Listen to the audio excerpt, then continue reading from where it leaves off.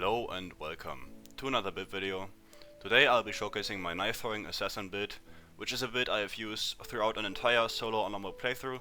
So if you want to see more action of this build, go check out those videos up on my channel. But if you're just here for the build, I'll be walking you through everything you need to know. Items, levels, consumables, buffs, and also how to play the build, so you're fully prepared to play the build yourself. First, our starting class is going to be Fighter. And our fighting style is going to be dueling. How you use dueling on a throwing build I will explain later when we cover the items. Your ability scores will look something like this. The strength is going to be at the lowest point, because we're going to use strength elixirs, so getting natural strength is pointless. Dexterity at 17 for armor class and initiative mostly. Then constitution for the HP to 15. We will get +1 later, so only 15 is necessary here. And then the rest as you like. I like having a high wisdom, but it's not necessary at all. Now I should say, for our levels, I am going to show two different level paths. One is going to be for Act 1 and 2, so like the first 8 or 9 levels. And then I will respec again and show you the final Act 3 build, because that one is a bit different and it requires to have quite a few levels at the ready, so you can multi-class differently. But first I'm just going to show you the level 1 to 9 for Act 1 and 2. We get Action Surge at level 2. At level 3 we go into Eldritch Knight because of the Weapon Bond class action, which makes it so whatever weapon you bind to yourself will return to your hand when you throw it, which makes this whole build even close to viable at the early game, just because if you didn't have this you would have to collect so many daggers and it would be quite a pain to play, but this actually makes it pretty fun. You can choose whatever cantrips you like, and as spells, just some quality of life things.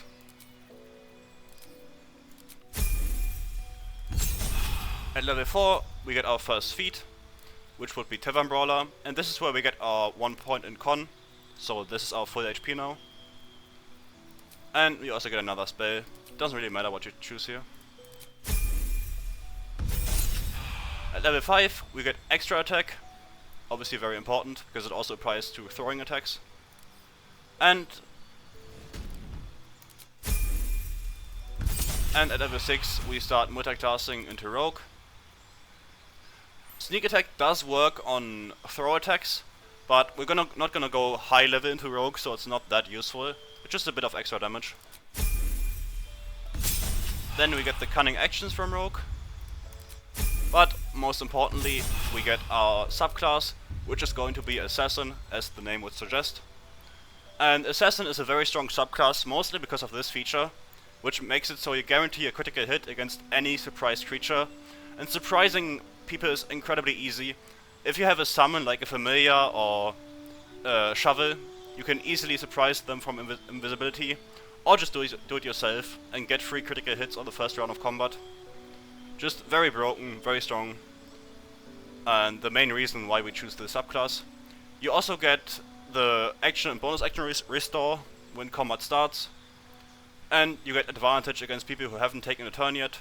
And advantage is obviously necessary for sneak attack, so great to have a source of this.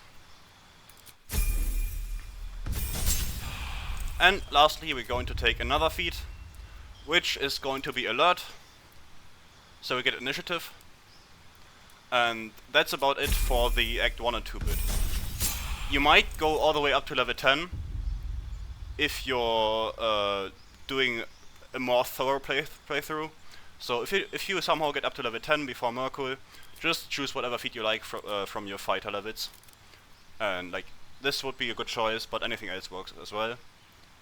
But yeah, this would be the Act 1 and 2 levels. But the actual final build looks a bit differently.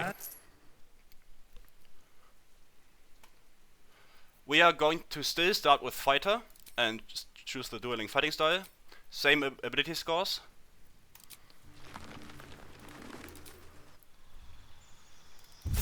But as soon as we reach level 3, we are going to instead use the champion subclass for the -1 critical hit threshold, because in Act 3 we get Orin's Dagger, which is bound by default, so we don't need the Eldritch Knight anymore for this weapon bond action. So we instead go for Champion, and we multi-class at level 4 into Rogue.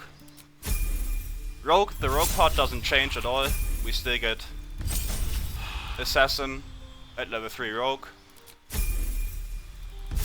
And then as a feat we get Tavern Brawler for the +1 Constitution as well. And to explain to those of you who might not know, Tavern Brawler is a very broken feat for the simple reason that it doubles the strength modifier for damage and attack rolls, basically making it so you have insanely high attack rolls and you get double the damage from your strength modifier. And if you have an elixir like Cloud Giant Strength, your strength modifier is +8. So this is just another +8 damage, so 16 plus in total just from your strength modifier on your throws. Very strong ability. Next we are going to multi-class into Ranger this time and choose really whatever favorite enemy you like. We are not going to be using heavy armor, so this isn't as great as usual. So instead just choose whatever you like here. And we get the fire resistance, just because it's the most common damage type you encounter from enemies. Then we get Hunter's Mark, which does work with throwing attacks, so just more damage. And Long Strider. Our fighting style, our second one, is going to be defense for +1 armor class. Our subclass is going to be Gloomstalker, and for multiple reasons actually. One, you get free invisibility every short rest, so surprising people is much easier. And you get +3 to initiative, just for free, meaning we don't need alert as a feat anymore. Because we already have high initiative from our dexterity modifier, so we're very close to being at the usual maximum initiative you need for every encounter in the game. So getting alert after this would be overkill. So we get another feat we could put into something else instead. We also get superior dark vision, which is nice, so you don't get the disadvantage. And yeah. Also, this attack, like the attack you get when combat starts, is very useful for a very specific reason I'm going to explain when we cover the items. And for the spells you can choose whatever you like, really. And as I said, we don't need alert anymore because we already have high initiative, so instead just go for more dexterity, for more armor class. And lastly, we get extra attack and pass without trace for better stealth checks. If you want to make like a more stealthy playstyle, this is useful. We also get Misty Step, which is a very nice spell to have. But yeah, that's about it for the levels. Again, if you're starting from scratch doing this build, just follow the first path until you reach level 10 or 9, and then as soon as you get Orin's Knife, you can swap to the second level path to basically change your entire build and deal the maximum amount of damage. Alright, next I'm gonna cover the items you need, and I've sorted these depending on what act you find them in, so it's easy for you to follow and just collect them as you go. For Act 1, we have quite a few items. Starting with the rings, we get the Ring of Flinging, adding 1d4 physical damage to your throw attacks, and the Caustic Band for 2 extra acid damage. We also have this one, but you need to be concentrating on something for it to work. So to solve that issue, we can equip this bow, where we get a free use of Hunter's Mark. So as long as you have this one active, you can instead use this ring. And if you run out of this use of Hunter's Mark, you can always swap on this helmet for yet another use of it. And if you happen to lose both of these, just swap the ring again. Next, our gloves are going to be these for 1d4 extra physical damage as well. You get these from Dareth in the Mushroom Colony. Our armor set is going to be the Adamantine Scale Mail, just high defensive stats, so great to have for the early game. The Deathstalker Mantle is also a useful option, but I usually don't like using it that much because it's more annoying than anything. But it definitely fits the assassin theme well, so if you want to use it, go for it. Then for our amulet, we get the Amulet of Branding, which is for one hit only, so not that great. And usually this one is gonna be much better for you, because it just makes healing way more potent. Korga's Amulet would be a good choice if it worked, which it doesn't on throw attacks. So it seems to be a good option, but it just doesn't work, sadly. Next, most importantly, our weapon is going to be first just 2+1 daggers. And I should mention that all of these bonuses you see, like on a hit something happens, these don't apply on throwing damage. So sadly none of the special daggers apply these kind of effects. Same with the Suso dagger that applies silence. But I should explain how dueling works with throwing attacks, because I mentioned it earlier when leveling up. Now I'm just gonna explain how it works. When you throw your offhand dagger, it looks like, at least to the game it looks like, you're actually playing the dueling fighting style. Because for the moment it's in the air and hitting the enemy, you don't have anything in your offhand. So the +2 damage is applied, and then the dagger returns to your offhand, and it just as usual. But for the brief moment where it counts, the dueling fighting style will be applied. So that's how it works, and it's pretty simple, pretty useful. Yeah. And lastly, for your boots, you're gonna want to use Nia's boots just for the mobility and the defensive perk. Then in Act 2... Oh, wait. I should mention this knife as well. This is a knife you're gonna keep for the entire game, because this is where we start getting this bonus from more than just choosing the champion subclass. -1 critical hit threshold, all of these effects stack, so already we have -2, so we're at 18 from just this and the champion subclass. But we're gonna get much more than this, because in Act 2 we get this helmet that again reduces the threshold by 1, so we're at 17 now. And obviously we always have advantage because we get these gloves, which give us a buff that just simply gives us advantage. It's that simple. So advantage boosts our odds to roll a 17 drastically, so our crit chance is already extremely high, but it gets even better. Next we have the Knifethrowing Glaive, another buff item. Usually this gives 1d4 elemental damage and +1 weapon enchantment. Sadly, with throw attacks only the weapon enchantment applies. The 1d4 weapon damage doesn't work, but it's still useful enough to apply it every long rest. And this armor piece is also just for the buff. Just equip it once and take the buff forever. You also get the +2 dagger, just a straight upgrade from this one. And the Shadow Cloaked Ring. Now, because of how damage works in this game, this buff applies twice. I might do another separate video explaining how damage works, but for now you just need to know that this applies twice. So it's a huge damage upgrade from this one, and also the one we're going to be using for the rest of the game. We get the Cloak of Protection for +1 armor class, and also the Surgeon's Amulet for guaranteed paralyze on critical hit. And since we are also guaranteed to critical hit, this is a very broken combo. Just surprise, crit, paralyze, kill. Pretty simple and pretty devastating. Blood whispers. But obviously it's only once per long rest, so you're still gonna get a lot of value from this amulet. And if you're fighting someone that can paralyze you, this ring is a must. So also get this one in Act 2. Next, our Act 3 items are also going to be very good for our crit threshold, because first we have the Deadshot, which again, -1 crit. We're at 16 now, so a 16 is going to be a crit. We also get the Shadeslayer Cloak, which when hiding is going to be -1 again.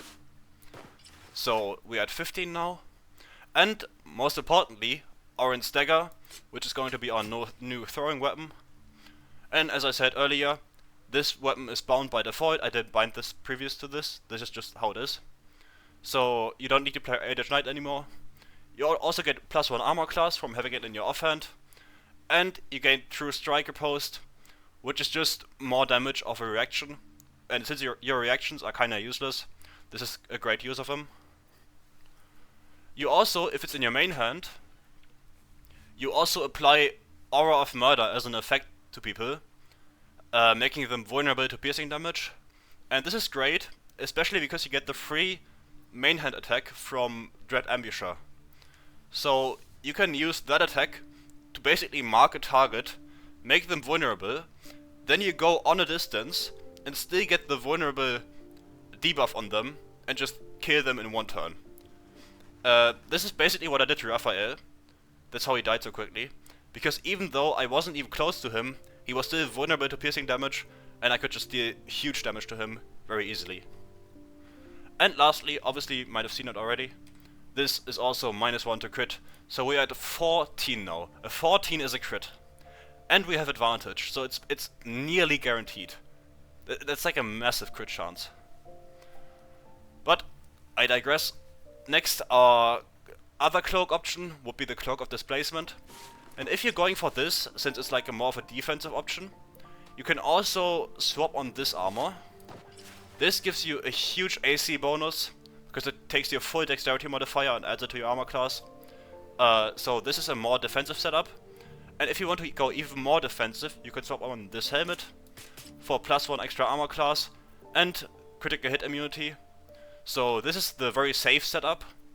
But the one I like to run more is the one where we use Saravok's helmet instead, because it also has the -1 crit. We're still at 14 just because this one does the same, just under worse circumstances. This one always does it.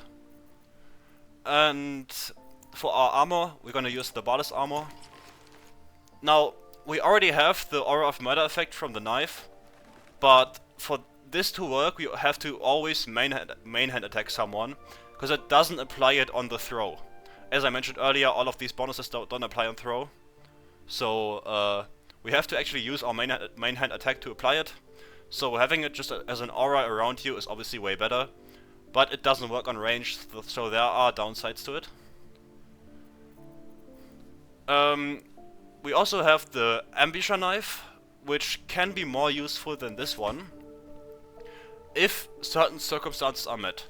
Because if you're surprising a target and want to burst it down very quickly, this knife is basically useless because all it does is reduce your crit threshold by 1. And if you're guaranteed to crit, you don't need this, since the enemy is surprised. So instead, you just pop this one on, get the 1d6 necrotic damage, which is going to be 2d6 on a crit. So just more burst damage if you want to get that quick kill on someone. And we also get these gloves in Act 3, which are more of a meme item. They just make you swap places with your target, which isn't all that great, to be fair. It's just pretty funny to use. Lastly, you also get a boot replacement in Act 3, which are the Helldusk boots. These are pretty broken because you can't get moved by anything, no matter what. You're also immune to difficult terrain, and you can reroll, not just reroll, you can succeed any saving throw once per long rest. So insane value just from these boots. And you also get the Amulet of Greater Health for just way more HP. You can argue that this one is still better just because the huge amount of healing that you're guaranteed to get by using this one. But just having more HP in the first place is usually just more comfortable to use. So I prefer this one over this one. But this one isn't useless. But yeah, that's about it for the items. Next I'm going to cover all the consumables and buffs and also spells you might want to use. Alright, your potions and elixirs are pretty simple. You always want to use this elixir for the +8 strength modifier. You might be tempted to use this one instead, but because you have Tavern Brawler, this one gives so much more value, and you already have such a low critical hit threshold that adding this one is basically overkill. Especially because this one just gives you so much more damage. As for your potions, you want to use invisibility, and if you don't have your Umber Shroud ready, or if you're in an area that is not obscured, You can always use these to surprise people instead. You have Terrazul and Haste for 2 extra actions. And you can also coat your main hand weapon in Crawler Mucus. Sadly, this doesn't apply to throw attacks, but you can still use it for when you initiate combat with your main hand attack and then the Dread Ambusher attack. So you have 2 chances to apply this and paralyze your enemy. As for your spells, you have Long Strider, which is always great, just free movement speed. Misty Step, in case you find yourself cornered in a dangerous situation, always a great escape tool. Then you have the bonus action True Strike from your knife, which is honestly pretty bad still. Even though it's a bonus action, True Strike is just never good. But your Hunter's Mark is a fantastic use of a bonus action in concentration, because if the target is vulnerable and you crit, which are 2 circumstances that are very frequently met when you use this build, you deal 46 extra piercing damage, which is massive. It's just sneak attack but better, because you don't have to level rogue to level 12. Yeah, always have this applied, especially if you want to burst a high HP target down. It's just a great tool to have. But that's about it for your spells and buffs. If you found this video helpful, consider liking and or subscribing. It helps me out a ton and motivates me to keep making these videos. And if you have any questions about things I didn't answer in this video, feel free to comment below. I will obviously answer all of those. But most importantly, have a great day and see you in the next one.